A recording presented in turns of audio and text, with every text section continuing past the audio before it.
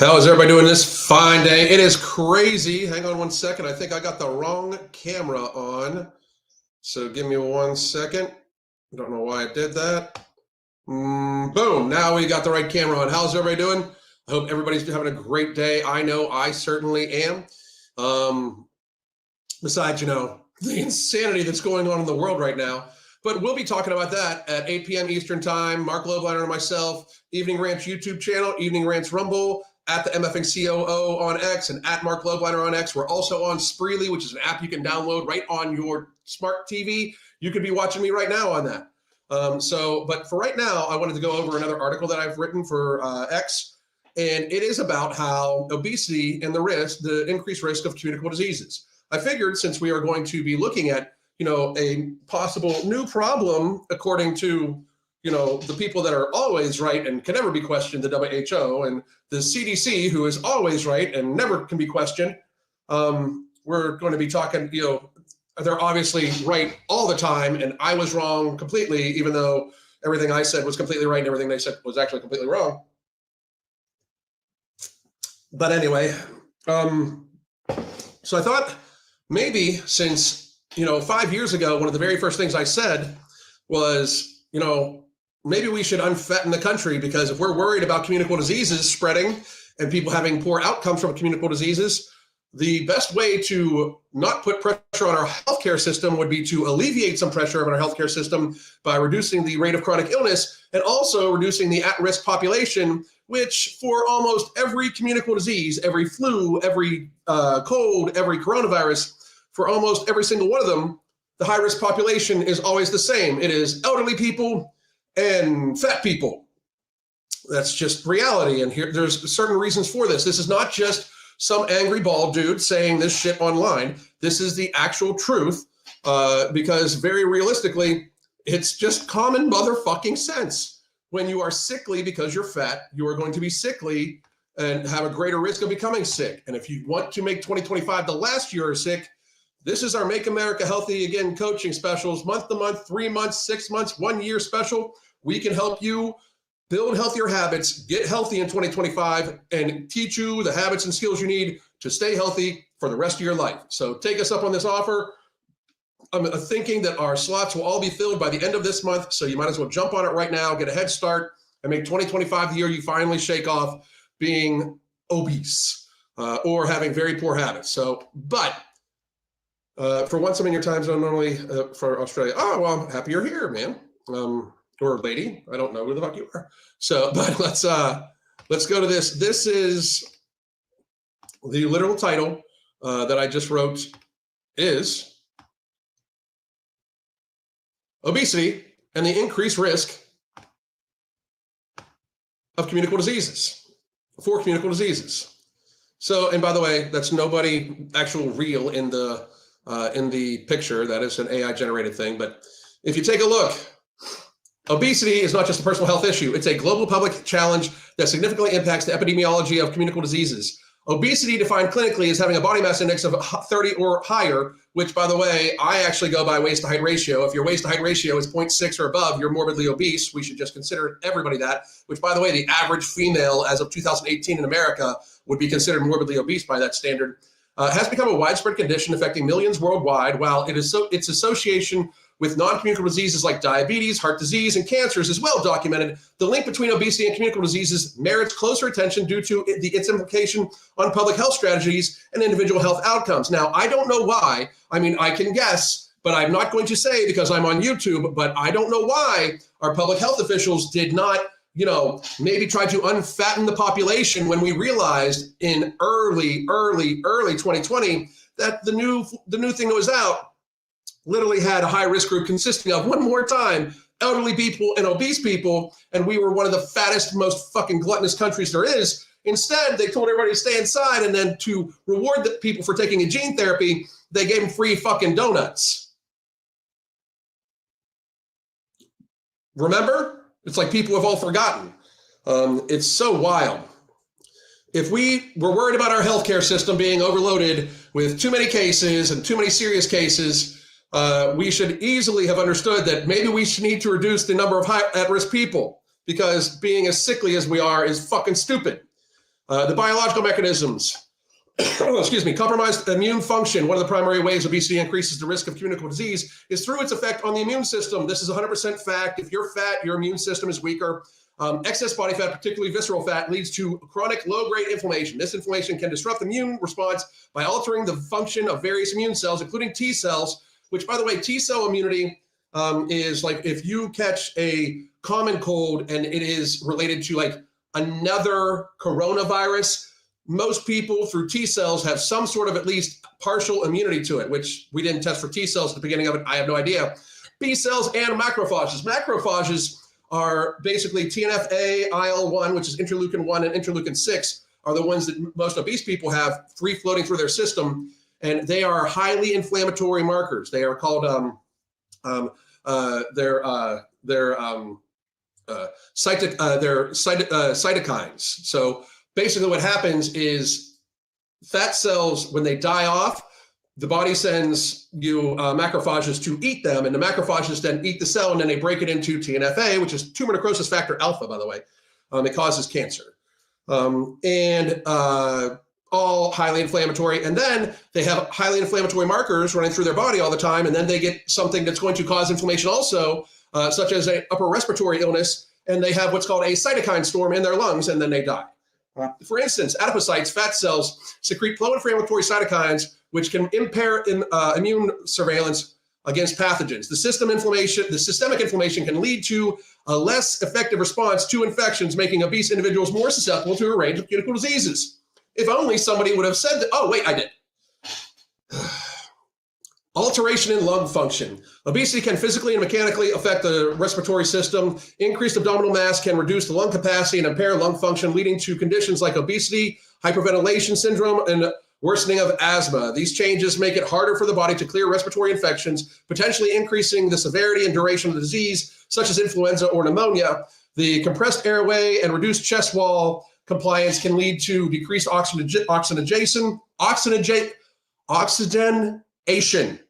Fucking the ADHD people need to get fucking with it, which is the critical duration for an infection. Metabolic changes. Obesity often leads to metabolic syndrome characterized as insulin resistance, high blood pressure, and dyslipidemia. Whatever, you can read it. All of which can alter immune response. High blood sugar levels, for instance, can compromise the body's ability to fight off infections, as seen with an increased risk of complications from bacterial and viral infections in diabetic patients. Similarly, high cholesterol and triglycerides can affect the lipid envelope of viruses, potentially aiding their entry into cells and altering immune recognition. Specific communicable diseases and obesity. Influenza. Studies have shown that obese individuals are at high risk of severe outcomes from influenza, including hospitalization and death. The reasons include altered immune function, impaired respiratory mechanics, and possibly a less effective response to vaccination due to obesity-related metabolic changes.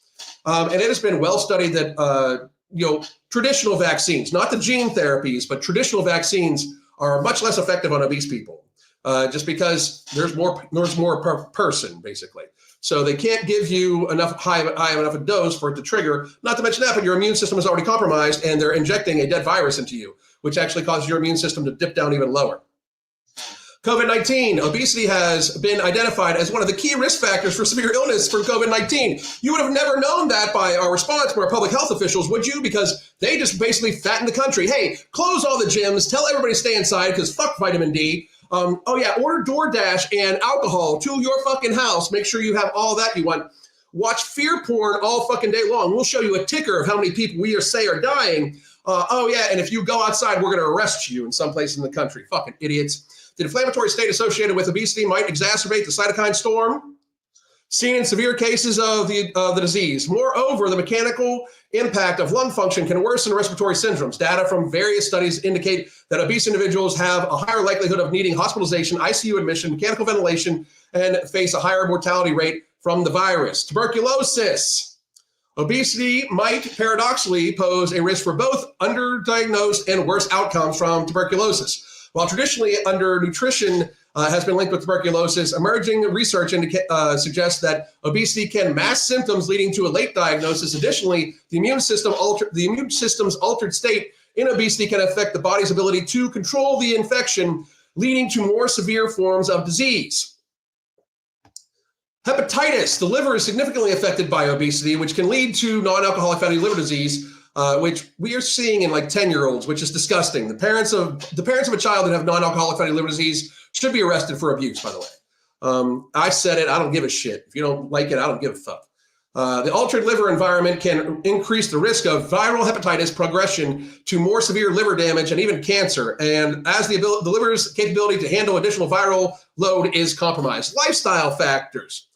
Nutritional status. Paradoxically, while obesity is often associated with overnutrition, micronutrient deficiencies can still occur, impairing immune functions. The quality of diet, often high in processed foods, ultra-processed foods, in obese individuals might lack essential vitamins and minerals needed for optimal immune response. If you eat nothing but pasta and bread every single fucking day, I got a newsflash for you. You're fucked. You're in a lot of trouble. A lot of trouble. Physical activity, a sedentary lifestyle common in those with obesity because reality exists, not only contributes to the condition, but also correlates with a higher susceptibility to infection due to reduced immune surveillance and efficiency. Public health implications. Well, there's the public health implications that somebody that was right for 5 years would suggest. And then there's the public health implications that the public health officials said, but here we go. Vaccination strategies. There might be the need to tailor vaccination strategies for obese individuals, considering that the vaccine efficacy can be lowered in this group due to altered immune response. Health education. Education about the risk of obesity beyond the known association with chronic disease should include its impact on infectious disease, promoting lifestyle changes that can reduce this risk, which is what I'm doing right now. Healthcare system response. Health systems can be prepared by managing communicable diseases in obese patients, potentially needing different protocols, resources due to the unique clinical challenges they present, which means that more equipment would need to be purchased to fit 400 or 500 pound people. Or we could just tell 400 or 500 pound people that if you get a communicable disease, maybe you're fucked. Because you're fucked anyway, because you're not participating in your healthcare, and we need to spend more money to participate in your healthcare. It's fucking stupid.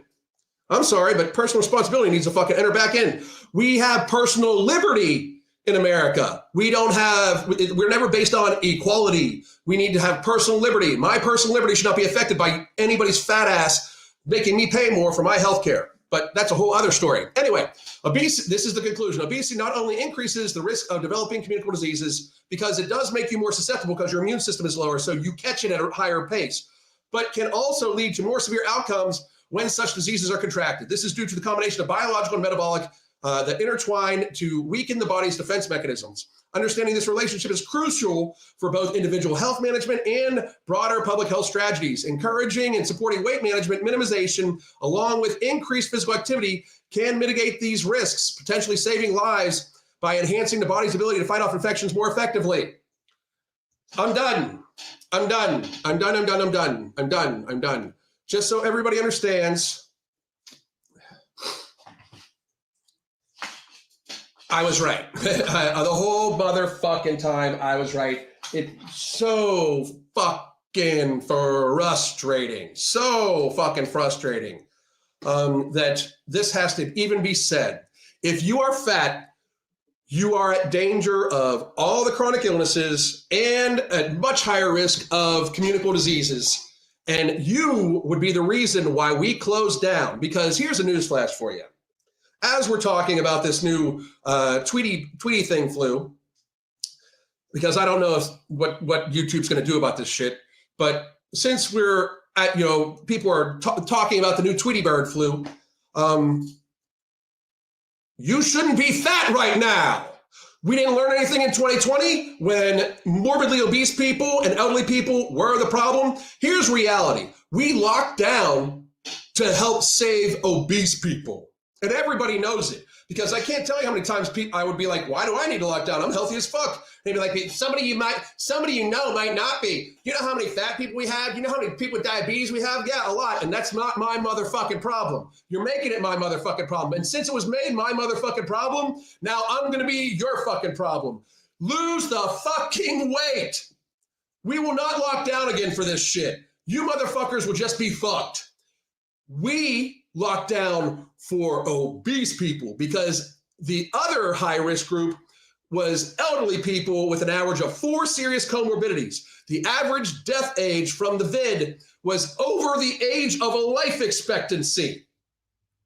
That means very elderly people with very seriously compromised immune systems and many chronic conditions. Those people are already pretty fucking isolated. They're already in a hospital or in a hospice or in a skilled nursing or in a nursing home. They're already there. Already. All fucking ready. The hospitals, the ones that did fill up, were full of elderly people and fat people. Now, of course, there's going to be the random 1 or 2 person, there's going to be the random people that are healthy that pass away from this. 9 times out of 10, it was with, not of, and there's a big difference. But just to be real, we locked down in 2020 and destroyed the fucking economy. We damaged the fucking development of an entire generation of fucking children. We broke society. Society is completely fucking fractured over fat people. And we've just gotten fatter. So that's why I've changed my stance on a lot of things in the last 4 or 5 years. Many of you have watched me for a long time. And you know, I used to have much more kid gloves when it came to obese people because I was once obese people. But I took it upon myself to not be an obese people. And I am letting everybody know it's not fucking acceptable to be obese anymore. It's just not. If you are afraid of a cold, fuck you. Get unafraid of it. Because I'm not. I got a cold right now. I don't give a fuck. I coughed a couple times. I'm going to be okay. See? But we cannot accept it anymore. People just gluttoning themselves, getting fatter, and demanding that we fucking pay more and more and more for their fucking insurance. We're paying more for our insurance because fat people abuse their own bodies and then we subsidize it. Fuck that. It is not acceptable to be morbidly obese anymore without trying to fix it. If you're trying to fix it, I know it's hard. I'll be your biggest cheerleader. I will help you as much as fucking possible. I will give as much free advice on my lives as I can. I will coach as many people as I fucking can. I will put out as many new supplements as I fucking can because trust me, the brain's working and we're fucking working on shit. I will do whatever I fucking can to help. But if you don't want to help yourself, if you're just going to keep fucking face fucking yourself with food every goddamn day and gluttoning yourself to sicker and sicker and sicker and fatter and fatter and fatter, you can fuck on off because that shit's unacceptable in my opinion, of course. So that is my rant for the day on this topic. I will take any Q&A that anybody wants to fucking talk about, and then I'm going to let everybody go. And at 8 p.m. Eastern time tonight, Mark Loveline and I are going to be talking about the crazy fucking shit that's happened in the last 2 fucking days. So I'll take anything. And by the way, one more time, folks, here's where you can get the coaching specials.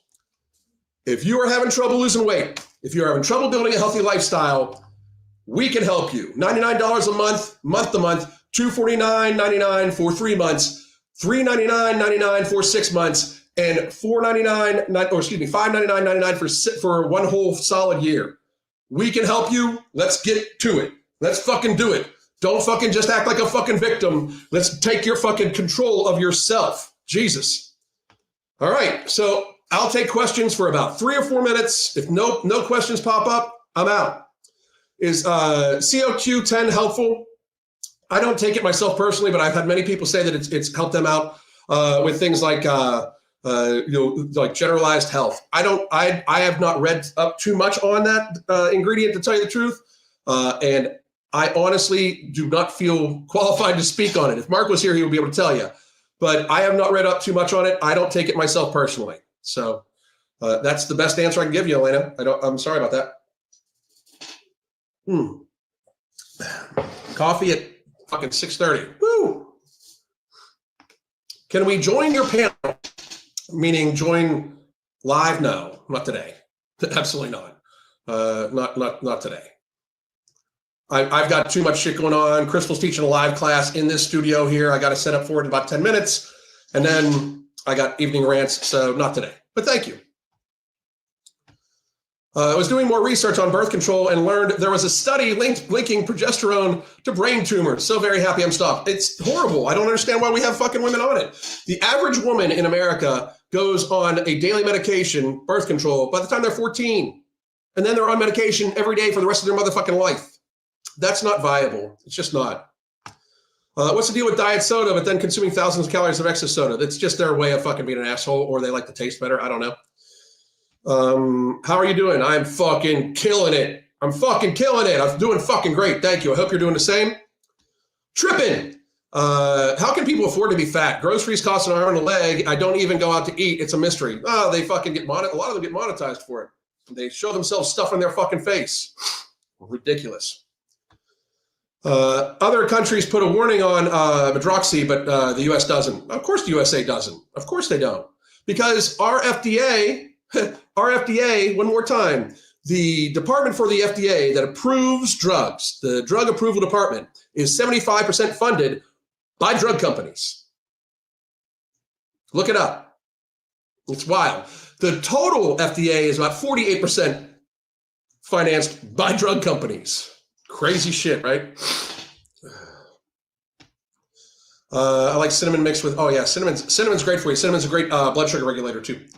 I got a PE when I was taking contraceptive pills. Nearly took my life. I'm so fucking so sorry to hear that. So many people, that happens to so many people. It's wild, and it causes other chronic illnesses because it can lead to other fucking things. I wonder what comes first, the PCOS or the birth control.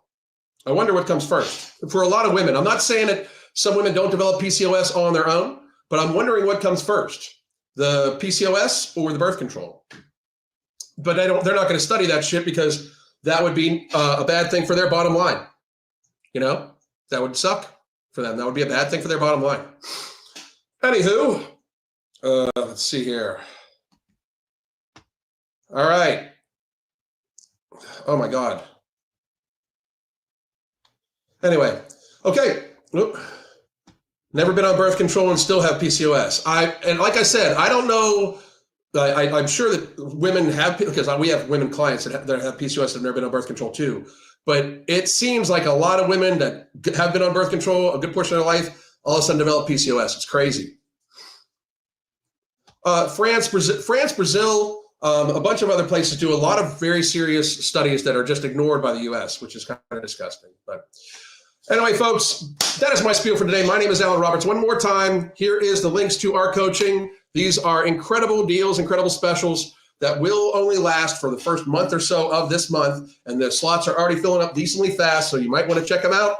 And I will talk to all of you. I hope all of you join me this evening on Evening Rants. It will be a very, very good fucking time. We are going to talk about a lot of crazy shit, and I hope all of you join us there. God damn.